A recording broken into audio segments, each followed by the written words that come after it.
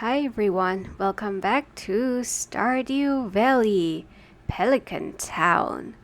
Today in the game is Spirits Eve, so that's when all the ghouls and creepy creatures come out to partay.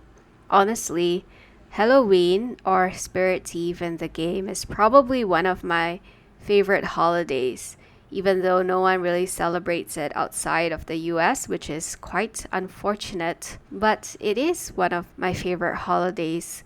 I feel it's one of the odd days of the year when you can go out, be a bit crazy, dress up all spooky and gross with like maybe blood and other zombie body like substances dripping down the front of your shirt, and nobody's gonna judge you. It's one of the rare days of the year when you can really take a breather, be free of what society considers proper or good or nice, and just go a little wild with the way you look and the way you act. And if anybody asks you, you can just say, it's all in the name of Halloween, don't be a party pooper.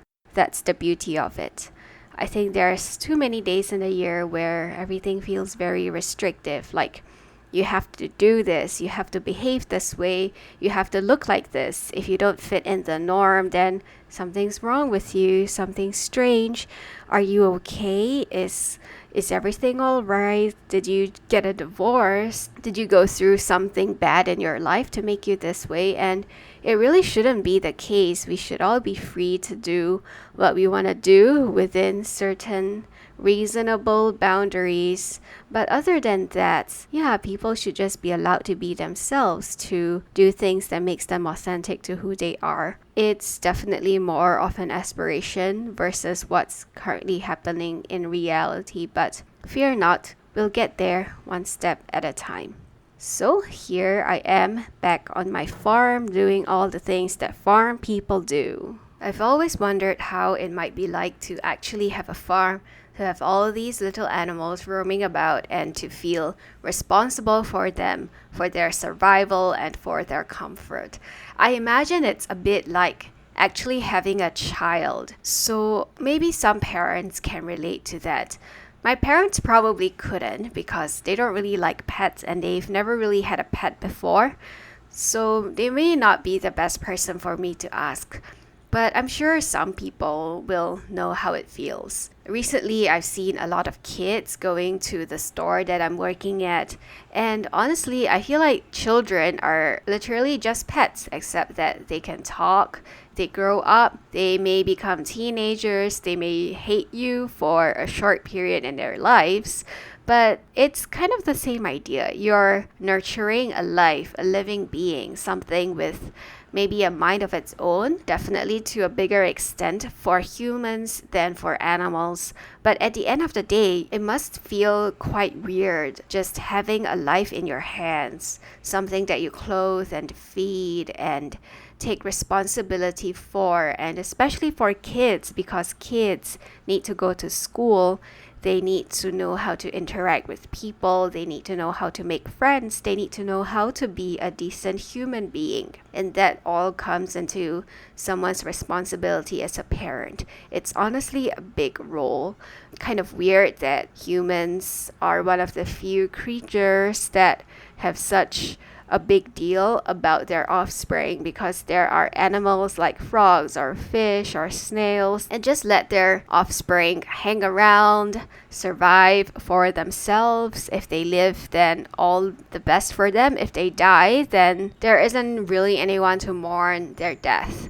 So it is kind of weird how the whole living bioecosystem feeds into one another, but humans make such a big fuss out of our lives when at the end of it, we're kind of just another being in the food chain, another link that keeps things connected.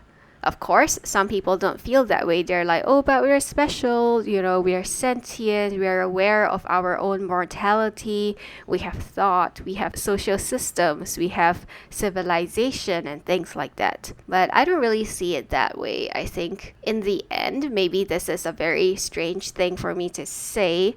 We all return to dust, we all return to organic matter. So, no pun intended, but does it really matter in the long run? I don't know. It's hard to say. Sometimes I go to museums and I see these stone tablets or ancient coffins that people thousands of years ago have made. And I just wonder, what if one day someone finds a figment of our civilization and all they see is someone's grocery list or someone's hard disk containing the thousandth playthrough of Skyrim? How's that gonna make future people or sentient beings feel if humans no longer exist and another group of sentient beings come to take over our place in the world?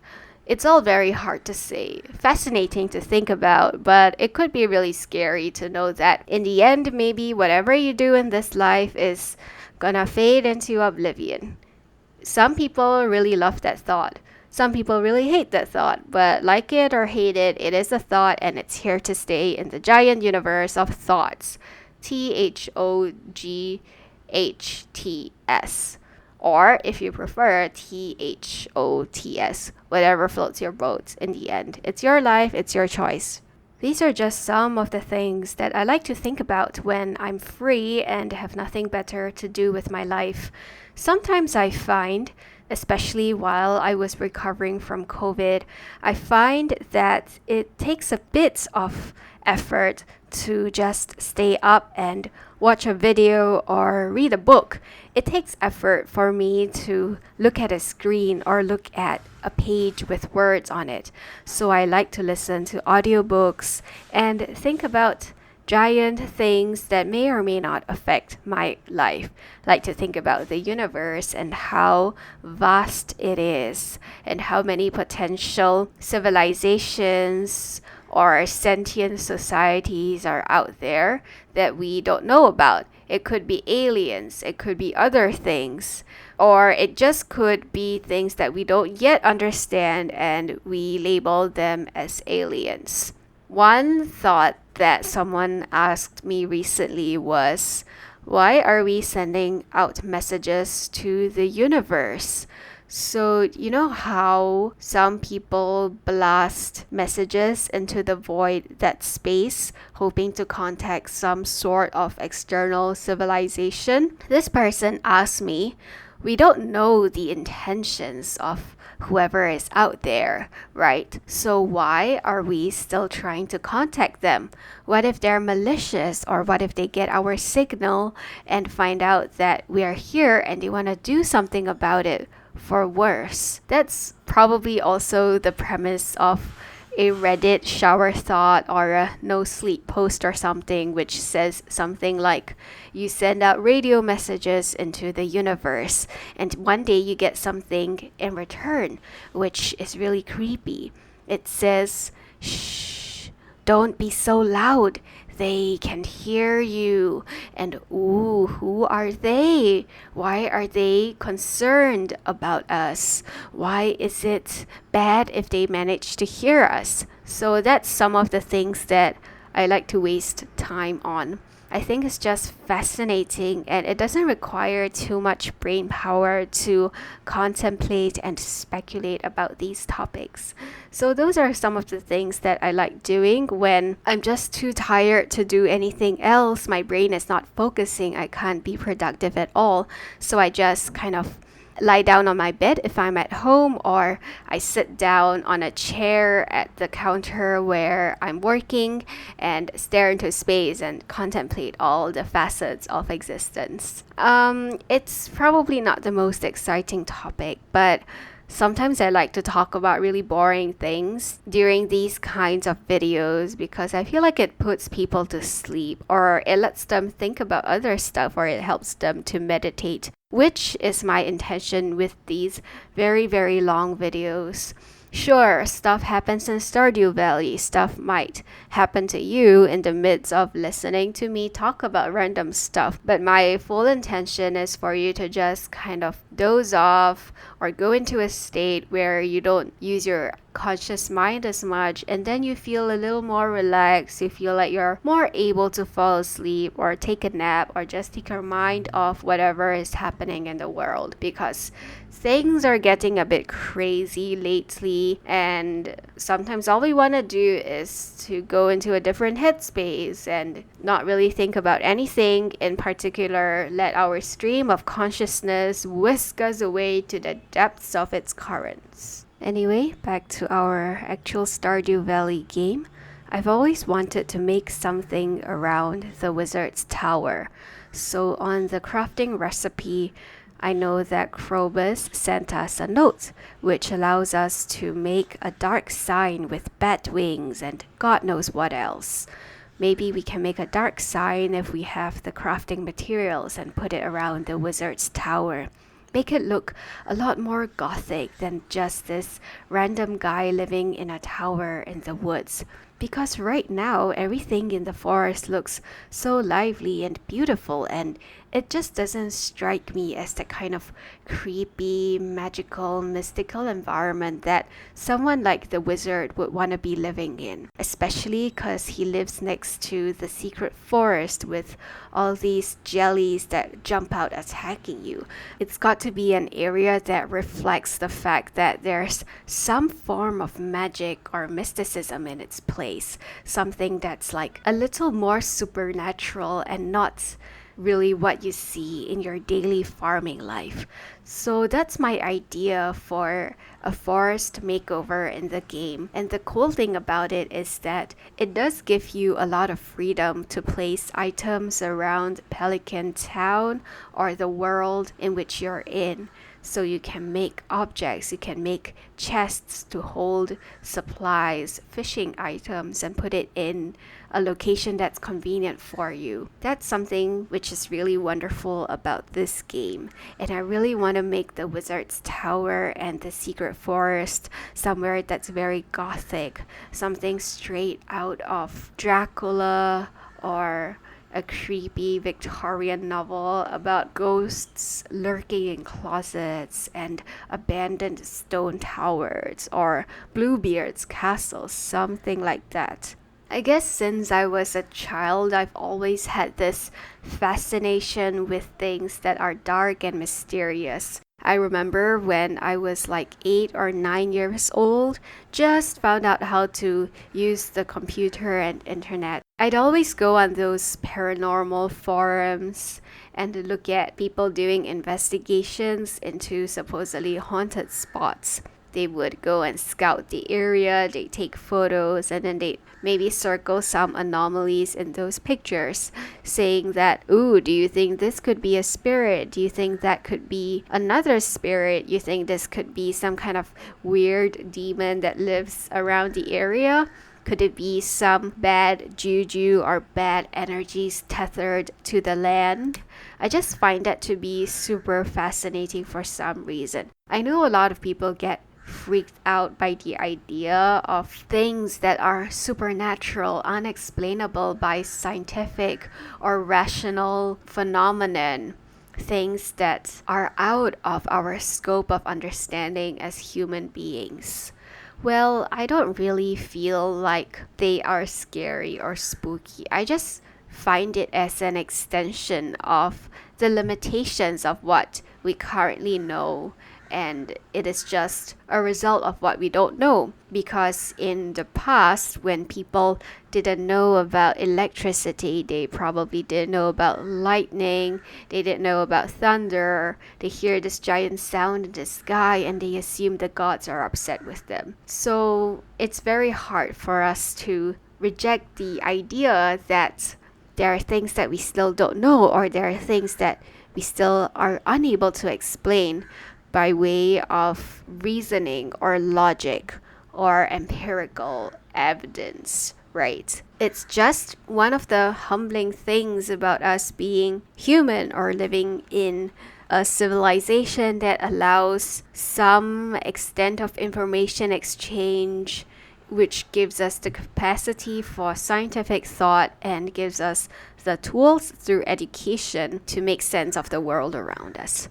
So there's a lot of stuff that we don't know, and what we assume might be supernatural, paranormal, might eventually turn out to have another sort of explanation, just not something that we're aware of right now. That's always been super fascinating to me, and maybe that ties into my obsession with like things that are gothic themed, with stories that are a little bit spooky because it becomes a projection of our ideas of how we relate to the environment around us, how we perceive ideas, and whether it's true or not is often up to our own speculation, to theory, to things that we assume may be the case but may not necessarily be the case.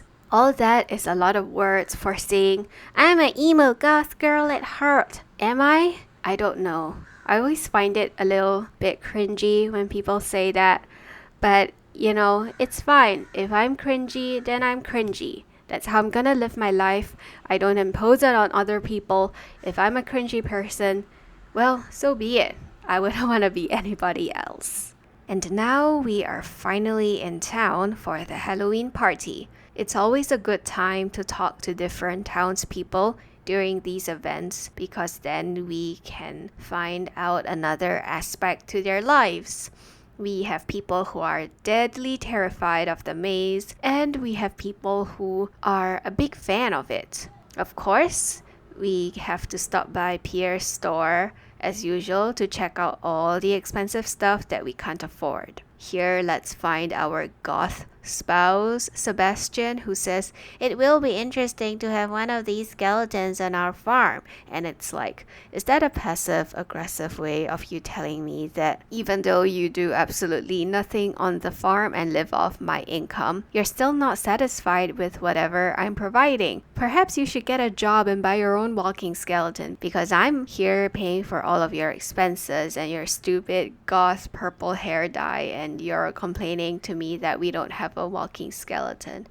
I think he should just suck it up and get his own job and buy his own stuff, and he doesn't have to complain to us about it.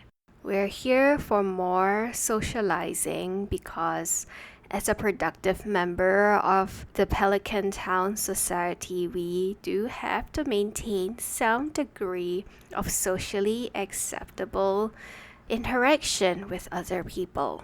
But of course, we all know why we're here. If it's not for the food, then it's for the spooky festivities. Alright then, so if you're ready, get your spooky hats on and get ready to be spooked. Of course, we're going to head into the haunted maze and to talk to everybody there about their experiences. As usual, just like going to a haunted house on Halloween, some people love it, some people hate it. Personally, I don't like haunted houses, even though I love watching spooky videos. For some reason, having a person dressed up in fake blood and all kinds of zombie attire isn't very pleasant.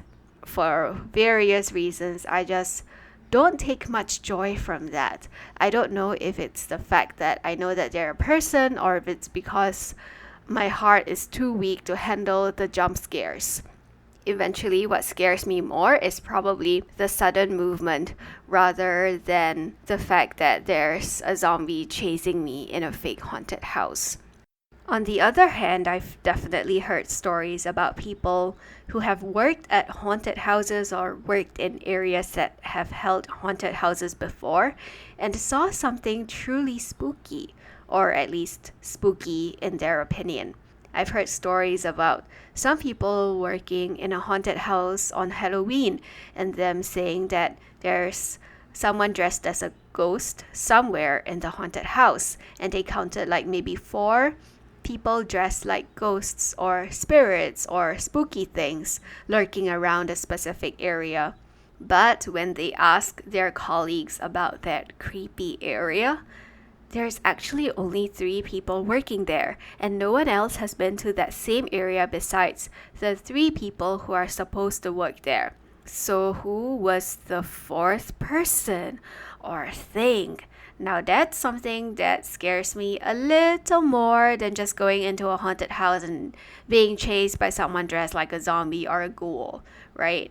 Now, in the maze, we are going to enter the best part, the secret tunnel that no one knows anything about, because that part of the maze is actually hidden. And once you make it through to the secret room, ta-da! What's that? A golden pumpkin. You received a golden pumpkin. Now, if that's not gonna make my entire Halloween and my entire fall season, who's going to?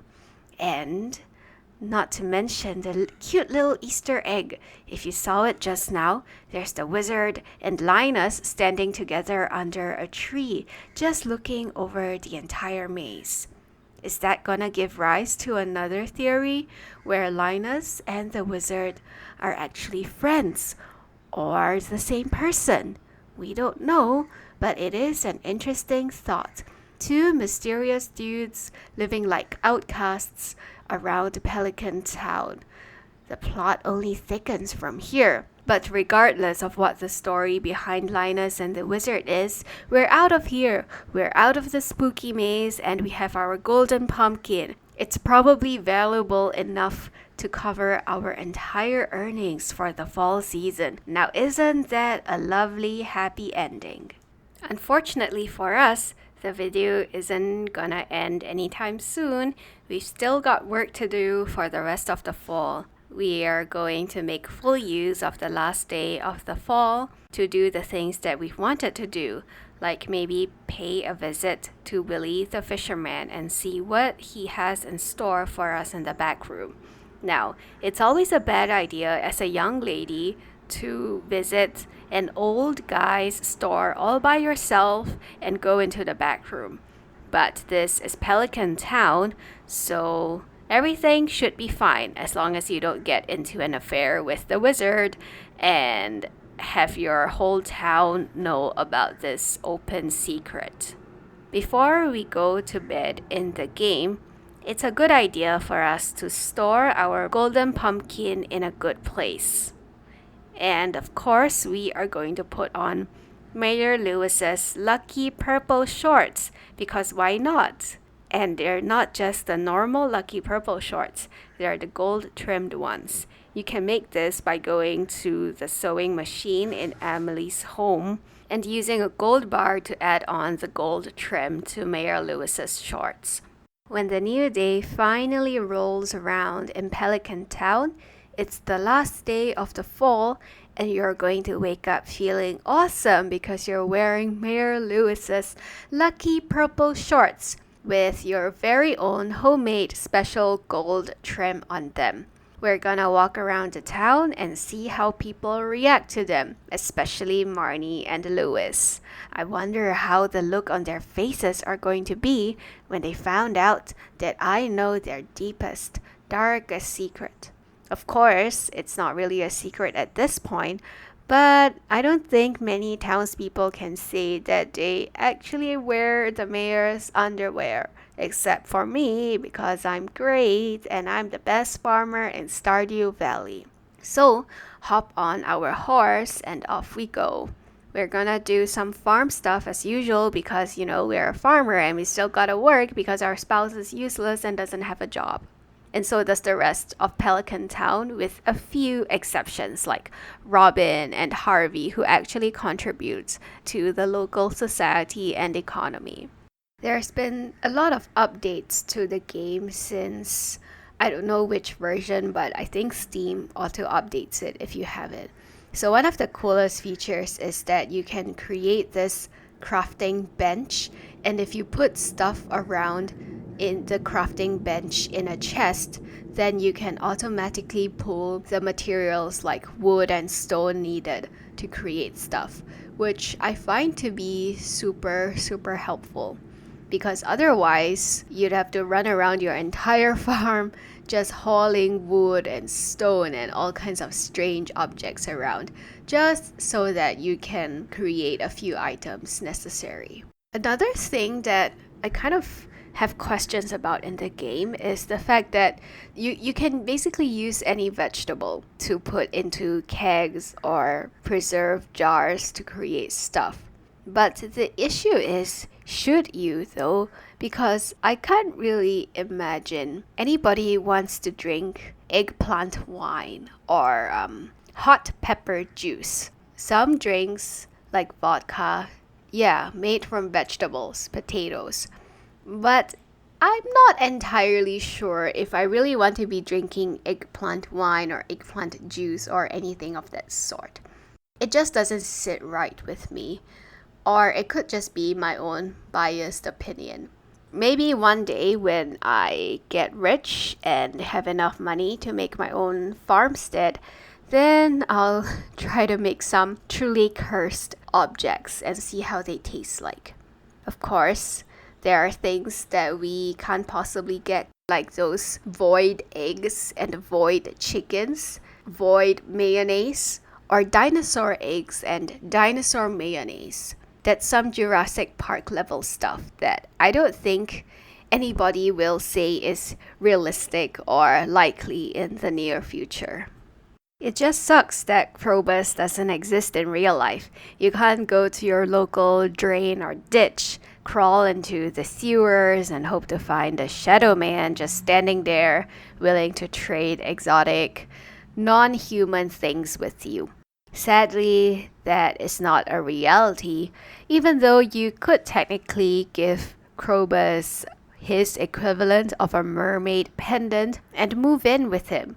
It's not gonna be the same as getting married, but you would have a pretty badass roommate who can gift you with all kinds of shadow people stuff. I think the creator of the game, Concerned Ape, probably got annoyed with people complaining about the human spouses in the game, and he's like, screw you guys, screw your fanfiction, I'll appease you all and make you be able to become roommates with Krobus. I think that's a good move to have. So maybe once I get tired of living this life, I'll make another character who moves in with Krobus and has a really gothy farm with monsters roaming about and just live the whole goth, emo, vaguely cringy sort of lifestyle. That's not to say I can't do it in real life, but there's probably some obstacles in the way, such as the inability to find a shadow person living in my local sewer, and also the inability to hit up the local wizard and have him sell me some magical crystals and potions. If there is a local wizard selling magical crystals and potions, they're probably a sham, so I'm not gonna hit them up.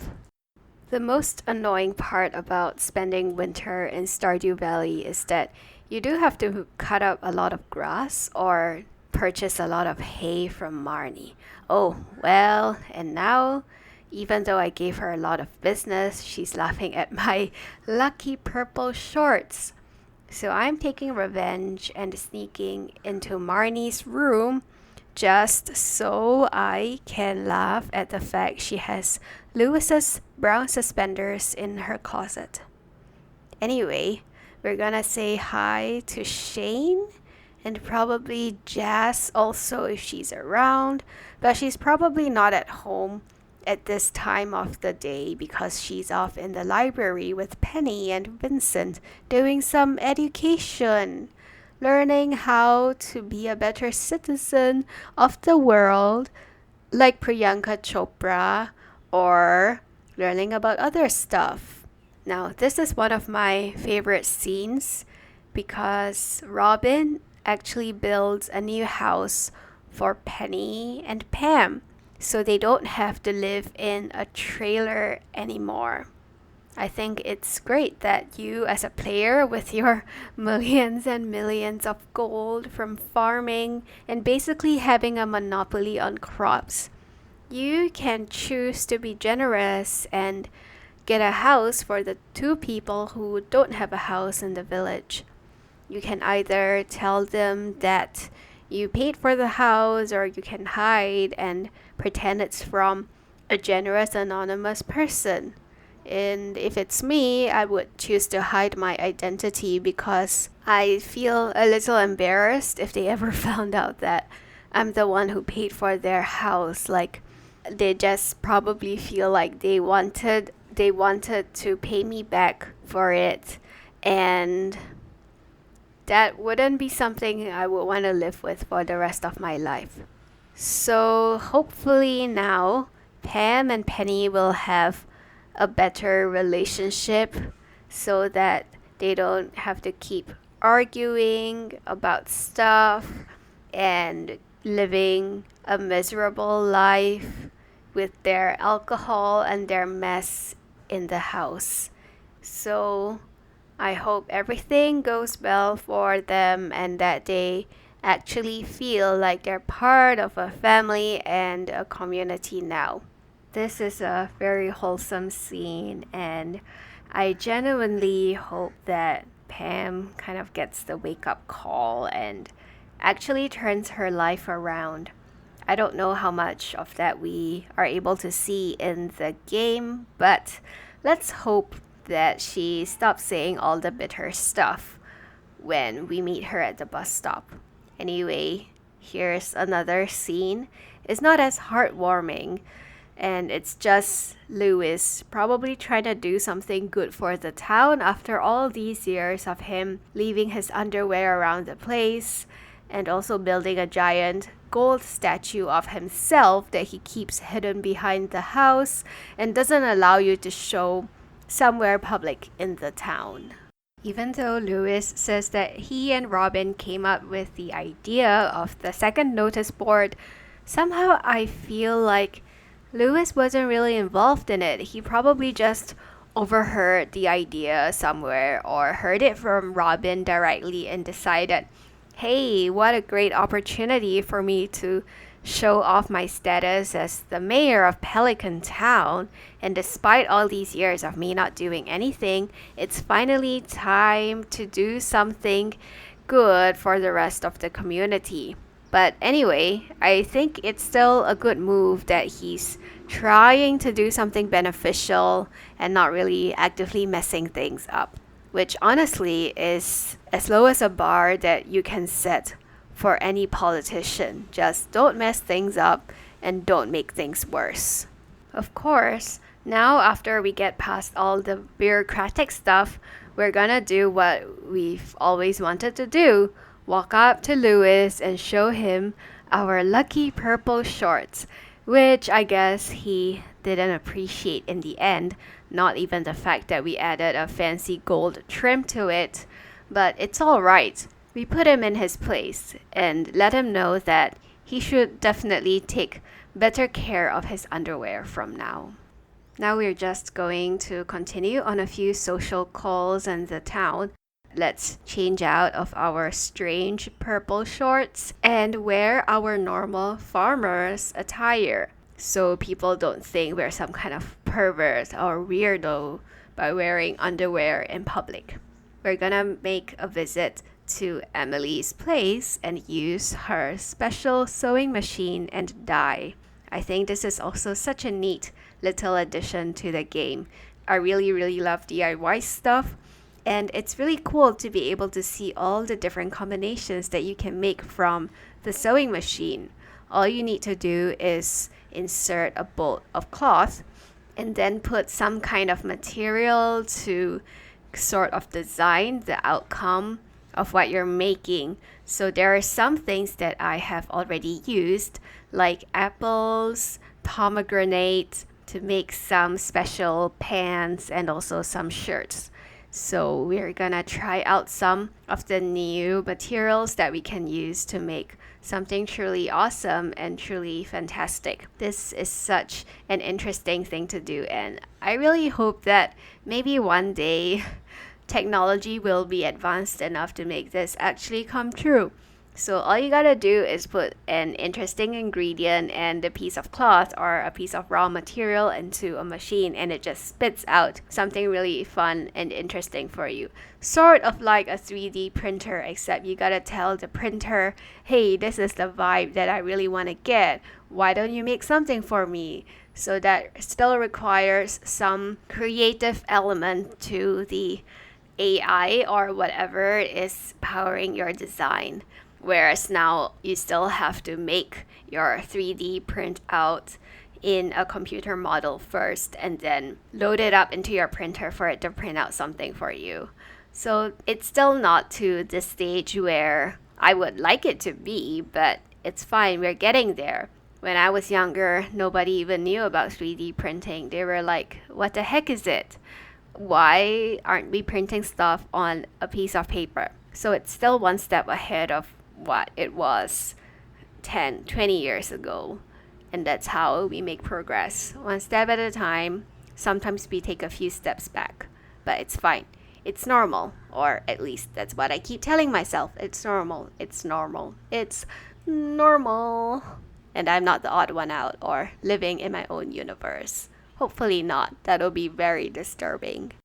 Much to our relief, as it turns out, Willie didn't have any bad intentions. That's not to say every single old dude who invites a young lady to the back room of his store has the best of intentions, but at least he's an honest old guy and we can trust him. So, let's choose to help him and we can sail his ship off to some beautiful, fascinating places wherever we want to go. This is another neat little addition to the game. We're gonna source for our iridium bars, hardwood, battery packs, and then it's off we go into the ocean, into the unknown, with this beautiful ship that just needs a bit of materials to make it right again. That's probably a message that is easily lost today. We are always encouraged to buy something new whenever it's a holiday, whenever it's a special occasion. There's always ads or people telling us, hey, you deserve to treat yourself. Buy something else or get rid of this old thing that you don't want anymore. I'm not sure if that's the right message because there's so much waste and pollution being generated already. Sometimes all you need to do is input a little bit of tender loving care into the items that you already have. Just fix up a button or paint your furniture a fresh coat of color, and it's all good as new again. You can use it. It's going to be functional. And maybe then we wouldn't need to buy so many things and contribute to the environmental problem that's dominating the earth today. But on the other hand, won't anybody think about the billionaires? Sad billionaires who won't be billionaires anymore if people stopped buying so many things. Won't someone think about their quarterly or their annual profits? How is the economy going to sustain itself if people just simply stop purchasing? Now that's a big problem.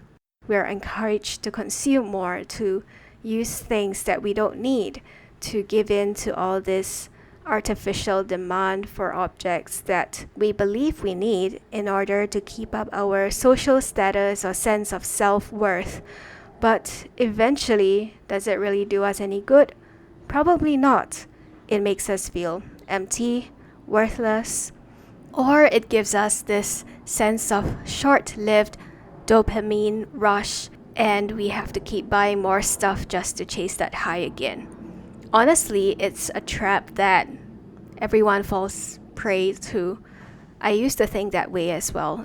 I still do think that way every now and then, but I'm consciously trying to instill the opposite message in myself because it's just not going to be practical or sustainable if everyone keeps buying stuff and throwing away stuff and not making the full use of our resources and our time. I'm not sure if that's really going to be a message that is welcomed in a lot of areas because it compromises profit, it compromises people's livelihoods. If we stop buying, then how are the people who produce things going to sustain themselves? It's gonna be hard to say, and I think that requires some kind of pretty drastic change to the way our economy and society works. I'm not sure that change is going to emerge anytime soon, but we already see some sort of divergence away from the traditional model of consumption where you just keep buying stuff. You think you need something, you just buy it. Something's broken, don't fix it, toss it out, get something new. That's obviously a message that people who sell stuff would appreciate because you spend more, you buy more, they make more money. But at the end of the day, is it something that's beneficial for us in the long run? Definitely not. But then again, it's easy to forget about the long run. Even in economics, we say, in the long run, we're all dead. So what's the point, right? Might as well focus on what you can get instantaneously. Still, it's not really a message that I want to live my life by. I want to be more careful of the things that I surround myself with, make more time and resources for stuff that I find meaning in, things that bring me a little bit of joy in this crazy day and age. So I guess at the end of the day, just do things that make you feel worthy, make you feel valuable, make you feel like you deserve to exist. Because like it or not, we're still here. It's going to be very difficult for us to kind of despawn ourselves out of this plane of existence and go somewhere else. Let's just live our lives, make the best out of it, whether that's playing pixel games like Stardew Valley, first-person shooters, watching nature documentaries on Netflix, creating furniture or houses or accessories out of recycled materials. It is already difficult to find meaning in life, even without all the distractions of our modern world. If you teleport thousands of years into the past, you'll find thinkers, philosophers, names that we still quote today, pondering over much of the same problems. So there's really no running away from, I guess, the curse of being sentient, to be aware of your thoughts, your actions, and your emotions. We must be one of the few species that is super hyper aware of the fact that we are humans or people or whoever, whatever, and feel compelled to act upon that idea to differentiate ourselves from other kinds of living beings and to find some way to define our identity in the universe. Maybe some other animals would do that. Maybe as science gets even more advanced, we find that there are other civilizations that also exist that we might not be aware of, who may also have capacity for similar thoughts and actions. But all that aside, if we return to our fake pixel art game, we'll notice that it is getting late in the game, which means that it is almost time to go to sleep and to save our game. Before we do that though, in the game it is going to be winter very soon. In the spirit of role-playing this specific Pelican Town farmer person, I'm probably going to try to change my clothing so that it feels more wintry. That's something that I like to do regardless of whatever video game I'm playing. It just helps me to feel more immersed in the world and the story around it.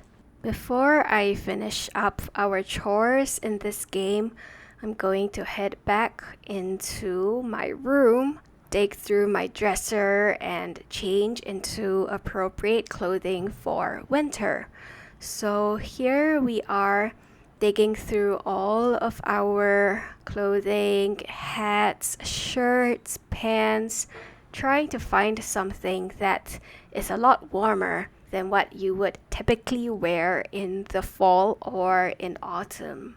So we're gonna pick something that sounds a little more cozy and probably get rid of our headgear and other stuff that doesn't quite seem appropriate for the cold. Now, do I wish that humans were kind of like apes and we had a lot of hair so that we didn't have to worry about clothing as much?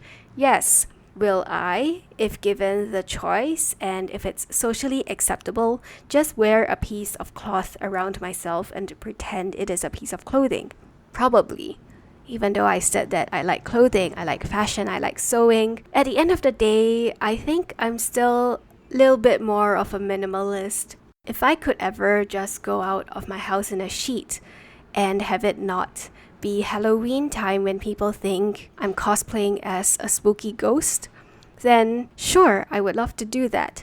However, sadly, as TikTok loves to say, we do live in a society where that's not really socially acceptable, except in some rare circumstances, like if you're going to a party where everybody has to pretend to be an upstanding male citizen of the ancient Roman Empire and wear togas or like something of that sort, then sure, maybe it could be socially acceptable, but unfortunately, that's not really the case.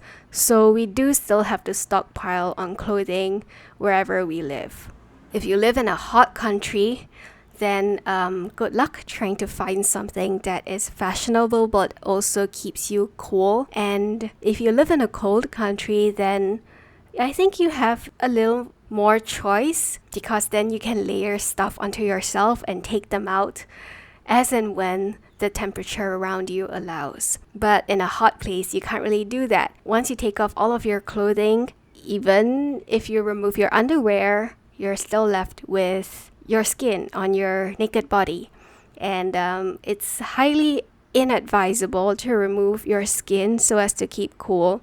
So unfortunately, you're stuck feeling hot and sticky even if you end up in a nudist colony and you're able to remove all your clothing and just stand there looking like a child that just got born in the hospital. One big drawback about winter that I'll gladly acknowledge is that the days are really short. You don't get that many hours of sunlight. And it's very, very easy for someone to feel sad and depressed once the cold weather hits and the sky goes dark at 3 or 4 p.m. The grass is always greener on the other side. People who live in hot places want to go somewhere cold, and the people who live in cold places just want to go for a nice beach vacation. We just gotta appreciate what we already have. That's not to say we shouldn't make any changes or any improvements. Still, sometimes a bit of gratitude can help deceive us into thinking that life is actually worth it. It can help us cope with all the stupid crap that we put up from day to day and all the people that we need to see and places to be. On that very, very joyous note, the night is winding down. I hope you have a good night's rest, and I'll see you again very soon.